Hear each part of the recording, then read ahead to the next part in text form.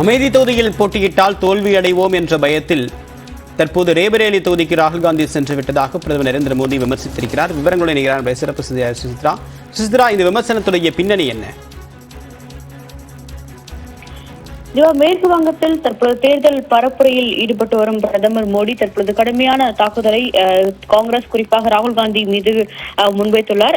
மிக முக்கியமாக இந்த ஏற்கனவே தான் கூறியது போல காங்கிரசினுடைய மூத்த தலைவர்கள் அவர்களுடைய தொகுதியை விட்டுவிட்டு வேறு தொகுதிகளுக்கு ஓடிவிடுவார்கள் என்று கூறினார். அதுபோலதான் தற்பொழுது நடந்து வருகிறது என்ற ஒரு கருத்தையும் தற்பொழுது முன்வைத்துள்ளார். அமேதி தொகுதியில் போட்டியிடுவதற்கு ராகுல் காந்திக்கு மிகுந்த பயமானது ஏற்பட்டுள்ளது. தோல்வி பயத்தால் அவள் தற்பொழுது ரேபரேலி தொகுதிக்கு சென்று தன்னுடைய அங்கு போட்டியிட உள்ளதாகவும் போட்டியிட உள்ளார் என்ற ஒரு கருத்தை தற்பொழுது பிரதமர் மோடி முன்வைத்துள்ளார்.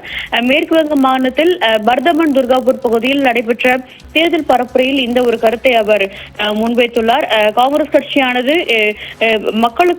மக்களுக்கான எந்த ஒரு நன்மையும் செய்ய போவதில்லை, அவருடைய தலைவர்கள் சுய லாபத்திற்காகவே வேலை செய்கிறார்கள் என்ற ஒரு கருத்தையும் அந்த ஒரு பரப்புரையின் பொழுது அவர் முன்வைத்துள்ளது குறிப்பிடத்தக்கது. ராகுல் காந்தி மட்டுமல்ல, பல்வேறு தலைவர்கள் இதுபோல்தான் தங்களுடைய தொகுதிகளை விட்டுவிட்டு காங்கிரசில் மாற்று தொகுதிக்கு சென்று ஓடி ஒளிந்து கொள்கிறார்கள் என்ற ஒரு குற்றச்சாட்டையும் தற்பொழுது பிரதமர் மோடி முன்வைத்துள்ளார்.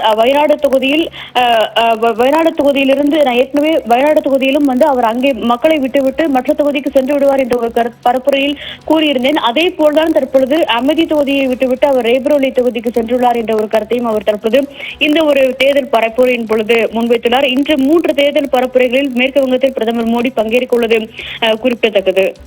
தகவலுக்கு நன்றி சுசித்ரா.